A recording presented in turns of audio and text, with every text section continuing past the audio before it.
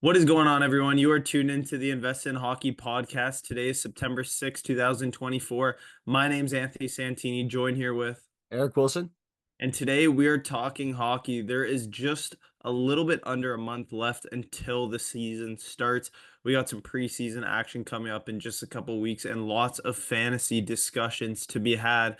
But first off, obviously, first week of school is in the books, and we're headed to a big hockey game tonight. We're actually in a little beer league final, so hopefully we could win that and call ourselves some beer league legends. So what else you got on the schedule, Eric? What's been going on?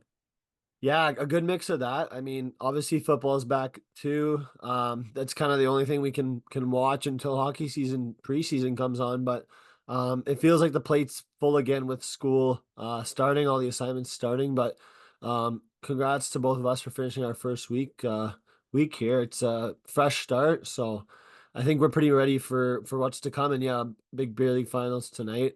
So good to have a big balance of those things.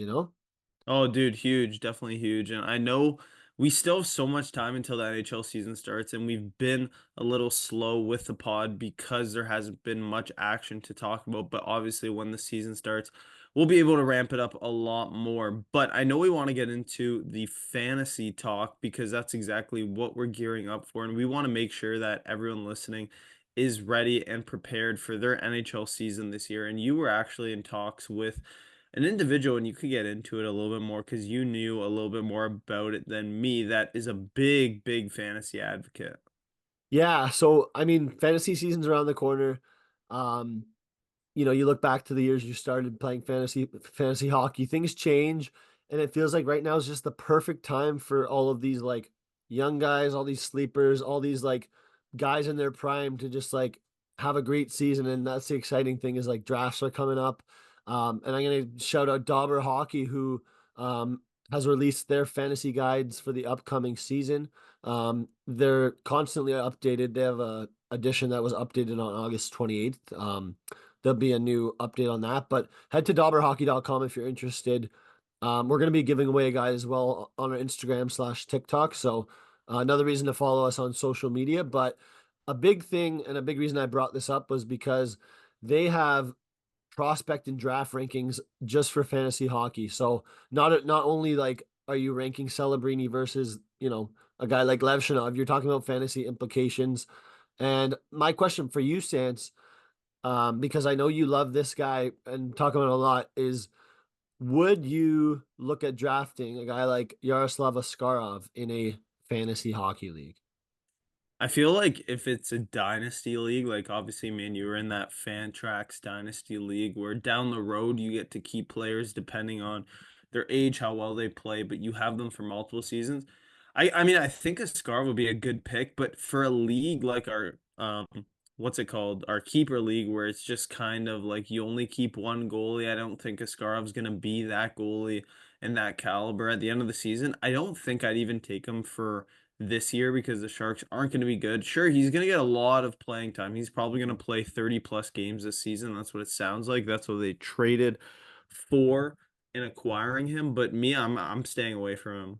Yeah, it's a good point. The reason I brought it up is because one of our buddies, Murray, who we both know him pretty well. We lived with him, but he maybe maybe just I don't know why he considered it, but he really considered keeping Yaroslav Askarov as a goalie.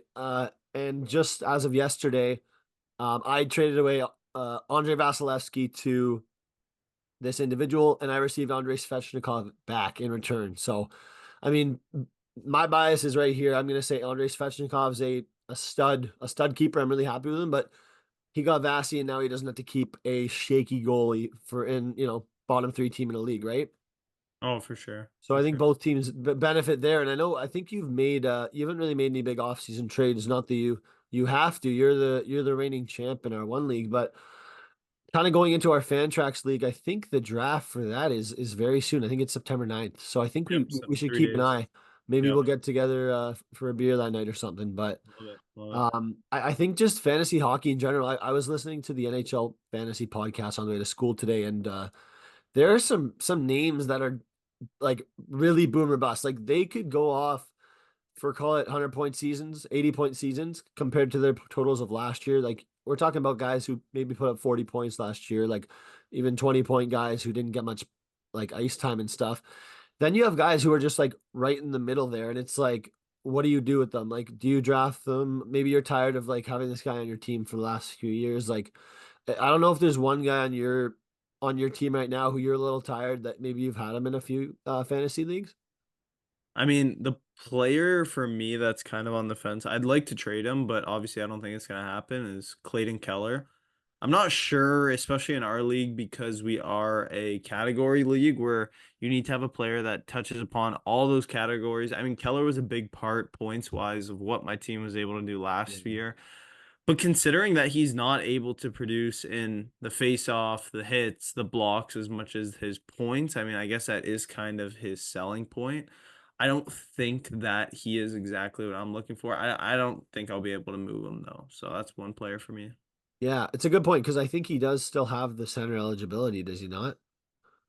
I don't think so. He was left wing, right wing, Okay. actually. I That's remember. yeah, and I don't know if you remember that he had that good rookie season, which kind of made people believe in the Keller hype, and then he had the one season in 22 23 was it, where he Yeah, had like he had call it almost 90 points. Like he had a really good year 2 years ago, I guess, right? yeah.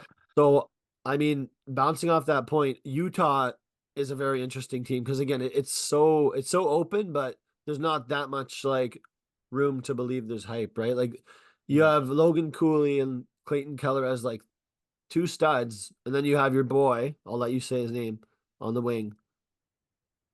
Young, Gunther. yep. Who did? Dylan Gunther, who again, like without hyping him up too much, he should be a 30 goal scorer and call it in 2 seasons from now, right? Okay, fair. Right. Fair. And I mean, according to Pete Jensen on NHL Fantasy, he ended the season point per game in the last 17 games of the season. So something to be proud of if you're a Utah fan, you know? Be aware. Be aware. But I mean, definitely enough of the Utah talk because they're not the most exciting team right now. Another kind of topic of conversation is the Juraj Slavkovsky draft class. We've never really dived into it, but like, do you believe the Slavkovsky hype if you're in a league that, if he's available in a league, like who are you going to compare him to? Slavkovsky, like maybe a On a like 1 year, if you're just looking at a 1 year league, who would you kind of draft him right before or right after? Like, where do you have him? I'd probably have him in like my fourth to fifth round, maybe I like that. late fourth to early fifth. I feel. What do you have him at? I was gonna say like I have him just above a guy like Chris Kreider in a 1 year league where like you kind of have to take the upside on Slavkovsky, but you're gonna take him above guys who like are more proven, unfortunately. Like, you have Kreider who probably I don't know how many goals he scored last year, probably 35, but you have a guy like Slavkovsky who could score more than that, who hits. He has a lot of hits. And I think he probably gets his fair share of penalties too. So I think it's really hard to compare like the problem is if we run into the draft and you see Slavkovsky, Kreider, and let's say, is it bad to say like Steven Stamkos? Are you gonna question it at all? Are you gonna just take the guy who's proven or what?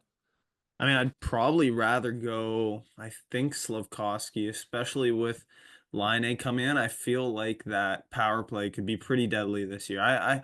There is a lot of upside for this team, for this Montreal team. For Nashville, I feel like they're kind of in a spot where people are overhyping them. I'd personally stay away from anything Nashville. I'm the exact same way. You have 43 goal scorers last year. I don't know if it's gonna be even 40 goal scorers this year. I'm very worried. Yeah. Um, and then you have yeah, Nashville's an interesting team, but talking about Slavkovsky a little more, you also have a power play there where you might see Lane Hudson quarterback it. Are you excited about that, or is it just me? Oh, dude, it's sick. It's sick. I mean, I feel like it's finally his opportunity too, because he played what I think just a couple games at the end of the year where they signed him a little Just bit one, last yeah. or one, whatever it was. But apparently, all the talks in and throughout the summer is that Lane Hudson's going to be special. And I watched him too when he was playing on that USA team. Dude, he's really good, and I feel like what he can bring offensively is the type of defensive minded offensive ability that the Montreal Canadiens have been missing because they have some solid defensemen. Don't get me wrong, Matheson had a good year last year. Gouley had a good year last year. Jack, I was there last year. Like a lot of opportunity with this team. Yeah, and but the problem was you did like you said you had the offense missing in a guy like Gooley, and then maybe you had the defense sort of missing in a guy like Matheson. So I think Hudson's gonna eventually quarterback the power play. I don't know if you can like take a chance on a guy like him right away. We saw a lot of guys last year, defensemen who, you can take a nice risk pick on them and they end up just having a terrible year. One guy being John Klingberg, who I was rambling on and on about how he'd be the power play quarterback in Toronto, and it just went to total. It wasn't good. It wasn't good at all. And I think that even though Morgan Riley took that power play over, they something about that Leafs power play wasn't doesn't sit right with me still. So whether it's the Habs power play or the Leafs power play, you can't just bank on power play guys for your fantasy team, right? Yeah. Yeah. No, for sure. So one thing I want to do is I have a list of 10 guys who were considered deep sleepers last year. So we're gonna go through the list and I want to hear your thoughts on if any players pop up to you for this year for being deep sleepers. So I'm gonna start this list off here, and you can let me know what you think here. So okay, so starting off, this was on NHL.com on October 8th last year. So we're about 11 months, call it 1 month away from that again. We have Ivan Barbashev from Vegas. What were your thoughts on him last year? Do you think he has any fantasy value? I wouldn't say fantasy value, but I mean from a team perspective, sure. But keeping it with that fantasy conversation, I don't feel like he's a player that you should have your eye on as a sleeper. Maybe you have a different idea because I know you have Olafson in the back of your mind too, but I feel like he might take a big role on that team. But for me, I'd stay away from Barbashev. I agree. It's like if you're gonna go in on Vegas, try a like a 1-2 punch of maybe Eichel Barbashev. Maybe it'll work, but Don't mind it's it. hard. It's hard to just buy in on a winger like that. You're right. You probably want to take the bigger name in a guy like a Slav or like a true winger, right? Oh yeah. Um, Secondly, here was Pavel Zacha for Boston. And last year he had the opportunity to be the number one center. He kind of was. I mean, things have changed in Boston, but what do you think about him? I don't mind Zach as much just because he has the opportunity to be the first center and a big piece of the power play too, if he could find himself there. I don't know if he will and if there is a lot of upside opportunity for him, depending on where you can get him in the draft, or maybe even if he falls to you and the waivers and you could pick him up there if that's the opportunity that presents itself, depending on the league size. Obviously, I feel like be optimistic with Zaka, but don't go all in with drafting him high. Don't reach for him. Yeah. But if he's there, hey, don't stray away. Exactly. Right. I know you got to be careful. Next up, a guy who, I mean, you really follow this team a lot, even though you're not like a huge fan of them, but he's on the Winnipeg Jets. Gabe Vilardi. What do you think about this guy? Ooh. Because he something about his game is pretty special as a right shot, right? Oh, dude, Velarde's good. Velarde, obviously a great player for Winnipeg last year. Missed a couple games. I believe in that 50 to 70 game mark, something like that, where he was injured, but I feel like he could have that upside. He actually scored, I think it was like back to back. It was a 3 goal game and then a 2 goal game, if I remember that, because I picked him up off the waivers. But he could have a big opportunity in Winnipeg this year. Big opportunity.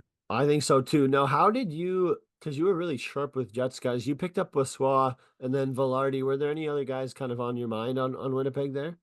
I mean, obviously not this year, but last year, Brendan Dillon was someone that I was looking at for hits. Obviously, now he's on New Jersey. Brossoit was like massive, massive for my team, and obviously running him with Hellebuck and just being in general pretty relatively sharp with the Jets guys. That was like my second team, it felt like last year, watching so many of their highlights and all that kind of good stuff. But I feel like this year Cole Perfetti could become a sleeper, but it all depends. Like he has an opportunity here to score like 20 goals if it does, pan out the way it should. But if it does, oof, it could be a good pick. It could be. I mean, I'm gonna just mention this now before I forget. The one guy who's not on the Jets anymore, who may have more fantasy upside than a guy like Velarde, is Rucker McGrody. Do you think that like the hype is real? What do you think in terms of rookies and like the opportunity you could get For who?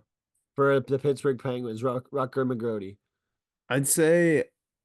It it depends if he plays this season, but considering that Pittsburgh came off a tough year when they had Stanley Cup aspirations and obviously falling short of that, like off a cliff, this is the perfect opportunity for him to kind of come in.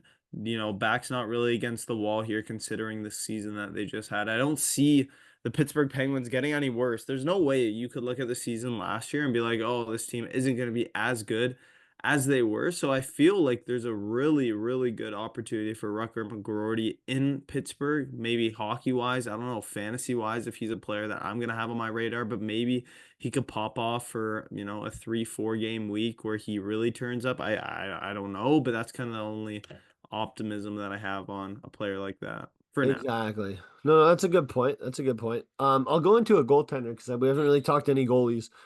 NHL.com is really sharp with this, but Aiden Hill for Vegas. What do you think about? Again, we talked a little about Vegas, but is he a standout goalie for you? Not a standout goalie. I'd probably take him as like a second goalie. I know you're big on him, so you're probably someone who has him as that first goaltender and probably just wants to stick with him. I think he's going to be your keeper this year. I'm pretty sure.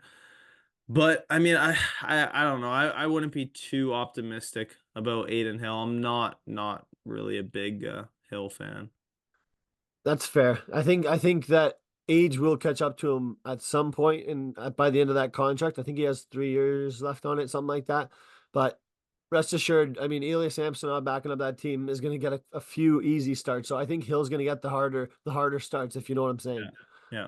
Yeah. Um, I'm going to skip over Jacob Vrana because I don't think he's signed with Washington yet, but he was supposed to be, back on the team. I don't know if you heard any rumblings on that. Nope. Didn't hear Yeah. any. We got Sam Bennett here. Any idea of his Are you fantasy? asking me or telling me? Yeah, Sam Bennett. You tell me. What do you think? It's not really a player that I'm after. I feel like last year he had a good season, but it's kind of that same boat, maybe to a lower level of Reinhardt, where he turned up. I think if I remember, Landon had him last year, and it really worked out for him. If I do remember that, but he's an absolute dog on the ice. Could be a good player if you could pick him up later on in the draft. I don't imagine he's going too high, but I'll definitely keep my eye out for him. Good call. Yeah, I'd say look for him later rounds of your draft. Some rounds are only or some drafts are only 15 rounds. Then you got the extra ones with bench guys, utility spots and stuff. Now this will be my challenging question for you. NHL.com listed a few more guys who aren't really relevant, but they did list Jonathan Drouin, who had a very good second half of the season. If you had to pick a player this season who could be like a Jonathan Drouin type, um, call it league winner slash get you in the playoffs, who would it be and from what team? Ooh, maybe a Jonathan Duran like that level. I was gonna say maybe like a Braden Point. Like I have Braden Point on my radar as like a league winner, but that's kind of he's not really on that Jonathan Drouin category. Maybe a player like Robert Thomas, someone who I picked up last year, and he's kind of that fringe first line center with an opportunity for your team to get, sorry, him to get a lot of points for your team.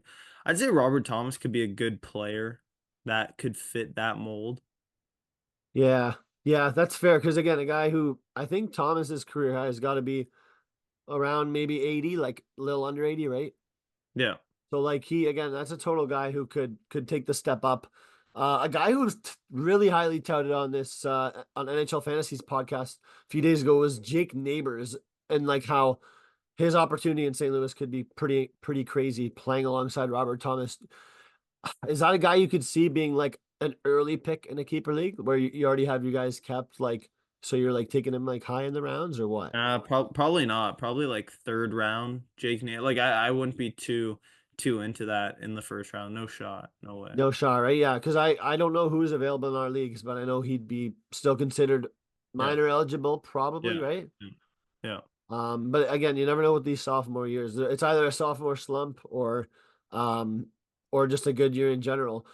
Another really good topic for conversation is the Duck. I don't want to talk too much about the Ducks because they're not, I don't know, they got to really prove it in the standings before we look at their fantasy value. But the Seattle Kraken, Matty Beniers, like, where are you taking this guy in a regular standard league? Like, and what do you think his potential is?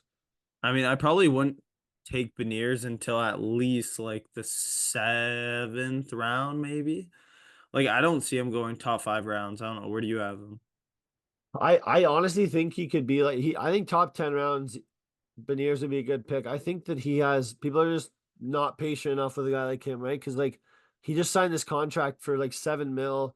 I Yeah, think he has something to play for. Seattle's wide open. So I think if it's not him who's scoring 75 points, it's gonna be Shane Wright. yeah, One of the two is gonna score 75 points.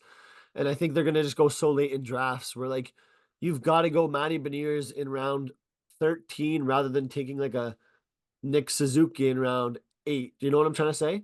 yeah, yeah, Like I just think you really got to wait on guys like centerman.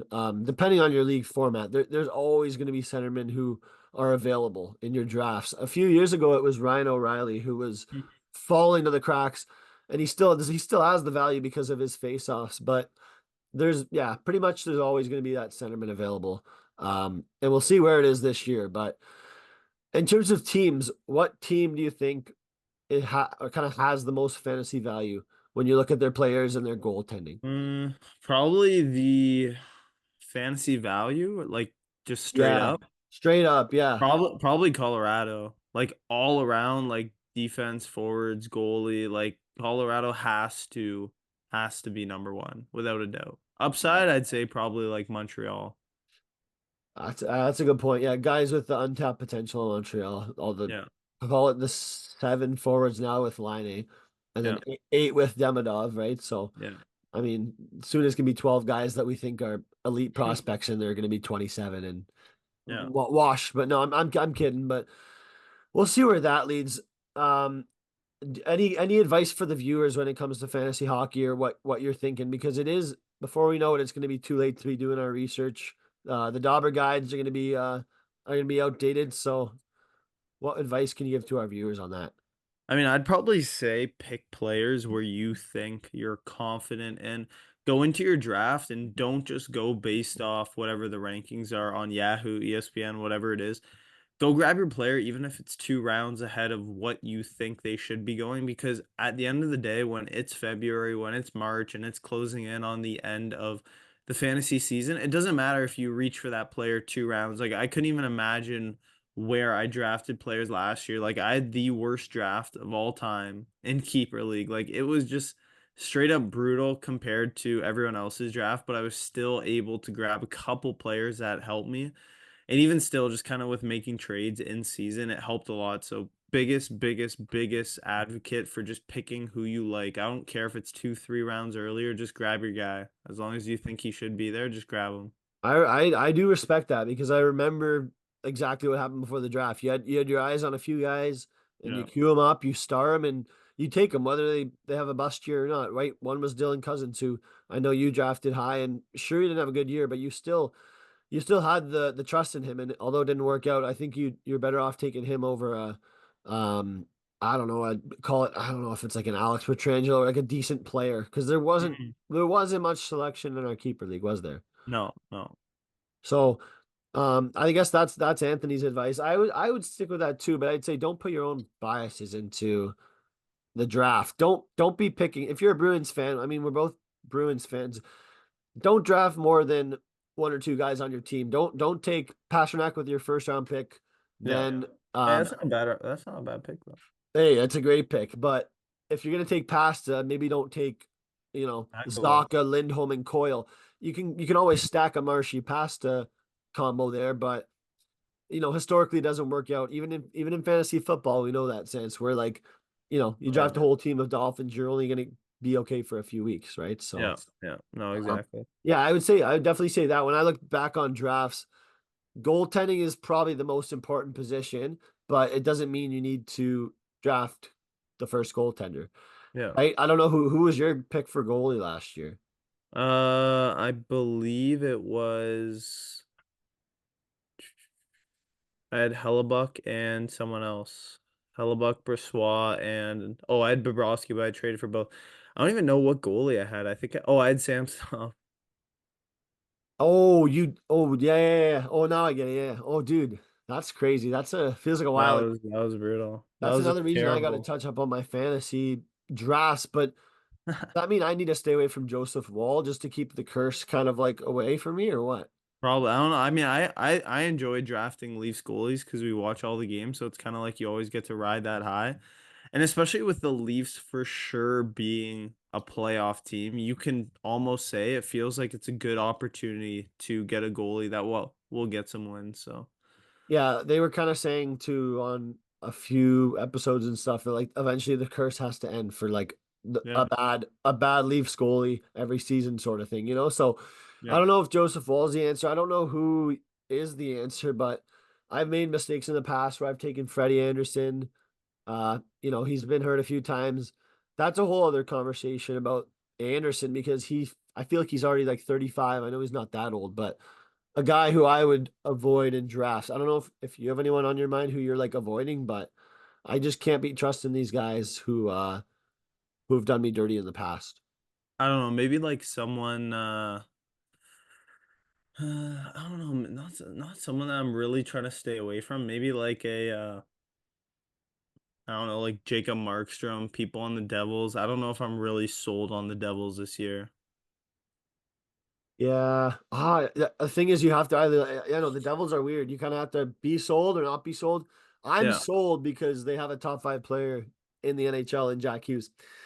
And I'm not up for, I am up for debate for that. But for anyone who hasn't seen it, it's our pinned TikTok on the top five players. That was from me. I'll let Stance release his another day. But I think when people start watching Jack Hughes again, they're going to realize how much of a threat he is. He splits defenders like it's nothing. Um, he's fast, he's skilled, he can shoot the puck too. Sure, he doesn't have a wicked release, but man, you ever see him tuck one on the goalie from like the goal line? Oh, dude, it's nasty. The little like whatever they called it, like a boink or something. They were trying to figure out a name last year. Yeah, yeah. That's the thing is like there's just no reason not to include him in your top five when he's getting paid maybe half of what Leon Draisaitl is getting paid, and he's doing just as much. So, anyways, no shade there to Oilers fans, but I think it's going to be a really good fantasy year. But I think we're going to see where um if people lack their research and they lack that dedicated time to fantasy before the season, we're going to see some disastrous draft picks, and I'm not afraid to call people out this year. So Whoa. I mean, I know I have to change my name in fantasy sense. Yeah. Not sure if you have any suggestions. I haven't really thought of a new name, but Hey, just wait till you draft your team, then you could always change it. no, I know, but I'm gonna change it first. But I mean, we'll see, we'll see. Speaking of Love that, it. though, I am gonna keep Andrei Svechnikov, and I want to bring up one thing from the Dobber Hockey Guide here. It's been hard to read the entire thing in a couple of weeks, but Andrei Svechnikov is on an outlier list that Dobber Hockey has here. We have a few guys who are kind of listed as like green flags on the power play. So Andrei Svechnikov, Teuvo Teravainen, Timo Meyer, and Matt Duchene. So and Oliver Bjorkstrand. I'll bring five guys into here. So their power play point percentage per time on ice is extremely good. Most of the reasoning is because they're power play two guys, except for Svechnikov. But when I look into power play guys like that, I get a little worried because Bjorkstrand again, a guy who I don't want to waste a pick on. Matt Duchene, a guy who I don't want to waste a pick on. Timo Meyer, I think that's a guy who I could take a risk on and say, okay, I see the upside because I like the Devils. I think they're gonna have a top 10 power play if Dougie's the QB, right? But there's just so much vulnerability where like you can mess up your draft so quick. So you need to do this research and see how players are doing with their ice time, right? Because like you have guys who play like 7 minutes a night who score 40 points. Well, that's great, right? Compared to a guy who plays 22 minutes a night and has 50 points, right? So it's Yeah. Yeah. interesting to me. I think that there's so many sleepers, but so many bust candidates that you got to be careful. Don't look at AAV. Look at expiring contracts. I'm sure you can agree with that stance. If someone's on an expiring deal, they have to prove themselves. We saw it with William Nylander last year. He was the perfect example. I'll leave you on this one last thought. Is William Nylander a first round pick in fantasy hockey leagues? No, no way. No No, way. no, No way. no shot, no shot. Give some reasoning for the I viewers. mean, if it's a 12-man league, like I don't even think you would fall in that discussion. Like you're probably going like McDavid, Matthews, McKinnon, Pasta, Jack Hughes, Kale McCarr, uh, who else? Drysaitel. Like Uh, you gotta think like a goalie's got to be in there. Like who's first goalie to go? Dusty. Hellebuck, maybe Vasi. Uh, two goalies in the first round. Who else? Hey, it's a tough one. You know what I mean? Hey, I'm just drawing a blank though. One sec.